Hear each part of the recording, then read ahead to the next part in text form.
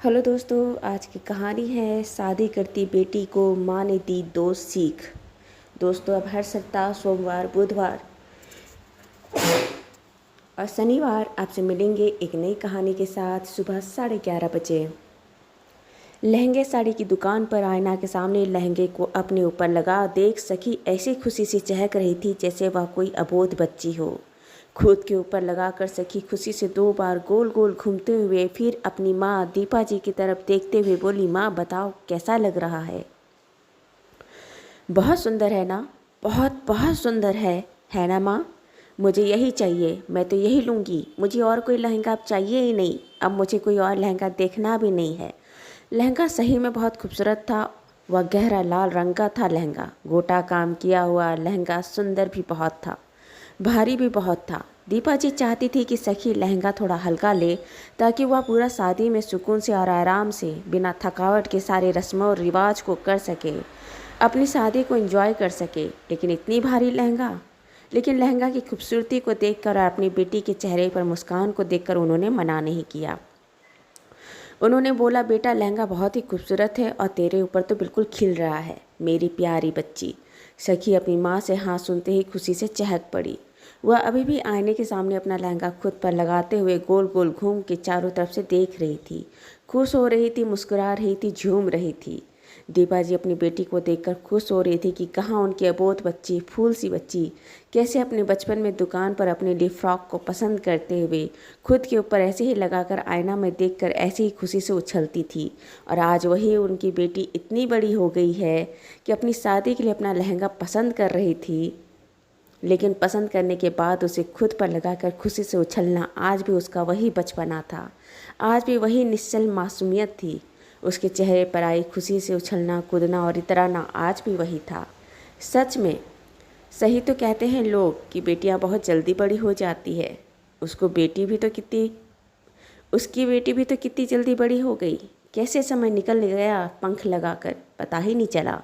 खैर, जब लहंगा लेने का फाइनल हो गया और लहंगा पैक होने लगा तब खुद की खुशी से थोड़ा निकलते हुए सखी ने देखा कि उनकी माँ की आंखें गीली थी। माँ की आंखों के कोर से 2 बूंद आंसू गिर पड़े थे। उसने अपनी माँ को गले लगाते हुए कहा, क्या माँ, आधे घंटे की दूरी पर मेरी शादी हो रही है। मुझे तो लगता है कि मैं अपने ससुराल में कम आपके घर में ही पड़ी रहूँगी। आधा घंटा का दूरी है, बस स्कूटी उठाऊँगी और आपके घर आ जाऊँगी। कम समय भी हो तो तुरंत आऊँगी और तुरंत आपसे मिलकर तुरंत भाग जाऊँगी। आपको पता भी नहीं चलेगा कि आपकी बेटी की शादी भी हुई है। दीपा भी कही, बेटी हर लड़की को लगता है अगर शादी पास में है तो वो अपनी माँ से रोज़ मिल पाएगी, लेकिन हकीकत में ऐसा होता नहीं है।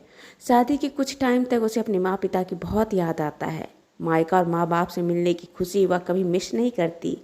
हमेशा भाग भाग के आना चाहती है, बहाना ढूंढती है मिलने का। लेकिन जब उसकी ज़िंदगी में वह खुद एक माँ बनती है, उसके बच्चे होते हैं, बच्चे का स्कूल शुरू होता है, तो वह अपने घर परिवार में इतना रमती है, अपने स्कूल के बीच में इतना, अपने बच्चों के बीच में इतना व्यस्त हो जाती है कि फिर वह अपना मायका भाग कर नहीं आ पाती। भले ही उसका घर 10 मिनट की दूरी पर हो, पर फिर भी वह रोज़ रोज़ अपने मायके नहीं आ पाती।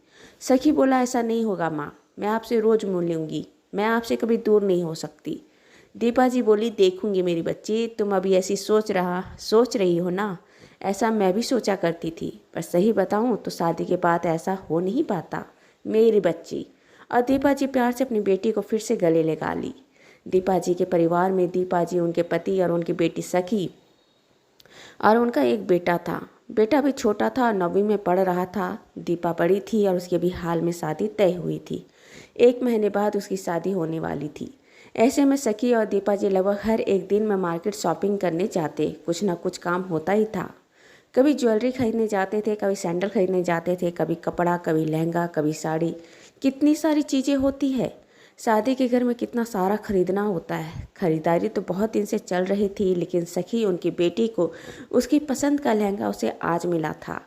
आज उसने अपने लिए लहंगा पसंद किया था। लहंगा पसंद करके जब दीपा जी और सखी घर पहुंची तो शाम हो चुका था।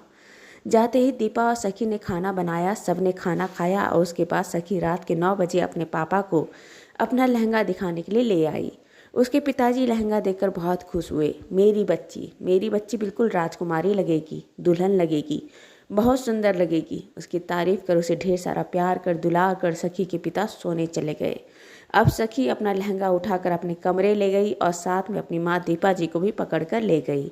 दीपा जी अपनी बेटी का खुशी देख के बहुत खुश हो रही थी। उनकी आंखें फिर से गीली हो गई। उनकी गीली आंखें देख सखी ने कहा, क्या माँ, आप फिर से रोने लगी? आप रोया मत करो, आपकी आंखों में आंसू अच्छा नहीं लगता। दीपा जी थोड़ा गंभीर होते हुए फिर अपनी बेटी का हाथ पकड़कर अपने सामने बिस्तर पर बैठाते हुए बोली, बेटा, आज तेरी शादी हो रही है और तेरी माँ आज तुमसे कुछ कहना चाहती है। सखी बोली, बोलो माँ। दीपा जी बोली कि मैं तुम्हें 2 सीख देती हूँ शादीशुदा जीवन का और एक सलाह। सखी बोली, हाँ माँ, बताओ ना, क्या कह रही हो? दीपा जी बोली, पहला सलाह यह है कि बेटी, तुम्हारी शादी हो रही है। सब कहते हैं बेटी पराया धन होता है, पर मेरे लिए मेरी बेटी पराया धन नहीं है। यह एक रिवाज है, एक रीति है। एक घर से बेटी शादी कर दूसरे घर जाती है और उसका जीवन का दूसरा अध्याय शुरू होता है। जैसे तेरी माँ का शुरू हुआ था, वैसे तुम्हारा जीवन शुरू होगा और तुम्हारे बच्चे होंगे, उनका जीवन आगे बढ़ेगा। पर इसका मतलब यह नहीं है कि तुम इस घर से शादी करके चली गई तो तुम्हारा हमसे रिश्ता खत्म हो गया। तुम्हारे ऊपर कोई भी मुसीबत आए या तुम्हें कोई ज़रूरत हो तो हम तुम्हें अकेला कभी नहीं छोड़ेंगे। जब तुम्हें कभी ऐसा लगे कि तुम्हें हमारी ज़रूरत है, चाहे वह किसी भी तरह की बात हो, तेरी पारिवारिक बात हो या तेरा खुद का निजी बात हो, तुम बेधड़क हमसे कहना। सखी बोली, माँ, मुझे पता है आप और पापा मुझे कभी अकेला नहीं छोड़ोगे।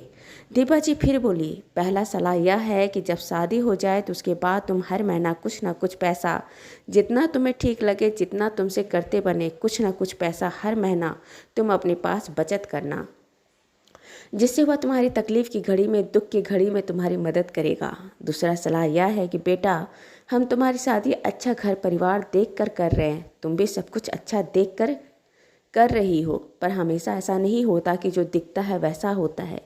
कभी ज़िंदगी में ऐसा मोड़ आए कि कभी लगे कि तुम्हारे घर परिवार ससुराल वाले तुम्हारा ध्यान नहीं रखते, या तुम्हारी सेहत का ध्यान नहीं रखते, या तुम्हारे खाने पीने का इतना ध्यान नहीं रखते, तो एक बात याद रखना, जब तुम एक माँ बनने वाली होगी या बन जाओगी, तुम्हारे बच्चों के लिए तुम्हें अपने को मजबूत रखना है, अपने को सुरक्षित रखना है और अपनी सेहत का ध्यान रखना है। कभी तुम्हें लगे कि तेरे घर परिवार से तुम्हारे खान पान का, सेहत का अच्छा ध्यान नहीं रखा जाता, तो तुम्हें अपनी सेहत का ध्यान अच्छे से रखना है। घर में खाना बनाना तो सबसे पहले एक कटोरी खाना सबसे पहले अपने लिए निकाल कर रखना, क्योंकि तुम्हारे पति को तो दूसरी पत्नी मिल जाएगी, तुम्हारी सास को दूसरी बहू मिल जाएगी, लेकिन तेरे बच्चे को दूसरी माँ नहीं मिल पाएगी। सखी दीपा जी को देखी, वह थोड़ा कंफ्यूज थी, थोड़ी उलझन में थी। उनकी माँ क्या बोल रही है? खैर, शादी का दिन आया और सखी धूमधाम से शादी कर अपने ससुराल गई। सखी ने सबसे पहले अपनी शादी के दूसरे महीने से ही अपनी माँ की पहली सीख को अमल करना शुरू की। अपने पति द्वारा हर महीने के दिए जाने वाले पैसों से वह कुछ पैसा अपनी बचत में जमा करती जाती। उसका घर परिवार भी बहुत अच्छा था, ससुराल वाले भी बहुत अच्छे थे और 3 साल बाद ही उसे खुशखबरी का पता चला कि वह माँ बनने वाली है। उसके 10 महीने बाद वह एक प्यारे बच्चे की माँ बनी। सब कुछ बहुत अच्छा चल रहा था, सब कुछ बहुत खैरियत था, सब कुछ सब कुशल से था। पहले बच्चे के 3 साल बाद फिर पता चला कि सखी दूसरे बच्चे के लिए फिर से माँ बनने वाली है, लेकिन इस बार सखी का सेहत पहले जैसा नहीं था। इस बार उसकी सेहत थोड़ी कमज़ोर थी, उसकी प्रेगनेंसी में कॉम्प्लिकेशन हो रही थी, थोड़ी परेशानी आ रही थी। इसी समय बाजार में भारी मंदी का दौर भी आया था। पति प्राइवेट नौकरी में थे, सैलरी बहुत अच्छी मिलती थी, लेकिन आज उसके पति के माथे पर हर एक दिन सिकन होता कि पता नहीं आज नौकरी रहेगी कि नहीं रहेगी। कहीं कंपनी वाले यह ना कहें कि हम इतने एम्प्लॉय नहीं रख सकते, हम अपनी एम्प्लॉय की छटनी कर रहे हैं, आज पता नहीं किसका नंबर हो। यह टेंशन हमेशा उनके पति पर बना रहता। और इधर उसके घर पर उसकी बुआ सास भी घर आई हुई थी, जो कुछ ज़्यादा ही परंपरावादी, रूढ़िवादी ख्यालों की थी। बहू को ऐसा नहीं खाना चाहिए, बहू को सबसे पहले सबको खिलाना चाहिए, तब खुद खाना चाहिए, जो बचा है बहू को वही खाना चाहिए। अपने लिए बहू कुछ बनाकर खाए तो बहू को इतना स्वार्थी नहीं होना चाहिए। बहू के बनाए खाना अगर नहीं बचे तो बहू के हाथ में बरकत नहीं है। 10 तरह की बातें। सखी की तो एक तो उसकी हालत ठीक नहीं थी, पति को अपनी नौकरी में टेंशन और उधर से उसकी बुआ सास का इतना झमेला। प्रेग्नेंट और कमज़ोर सखी को भूख बर्दाश्त नहीं होती, वह क्या करे, और इधर उनकी बुआ सास के नई झमेले। सखी के ससुराल वाले भी इस बात को समझ रहे थे, लेकिन बुआ सास के सामने वह भी क्या बोले, वह भी चुप होते। अगर कभी सखी को परेशान होते देखते तो सखी की सासू जी कहती, बेटा बुआ जी कुछ दिन के लिए आई है, बस किसी तरह बर्दाश्त कर लो। जब वह चले जाएंगी तो फिर से हमारा वही फिर से है जैसा हम शुरू से रहते हैं। सखी भी अपनी सास को समझ रही थी, लेकिन उसकी हालत अभी वह कैसे समझे।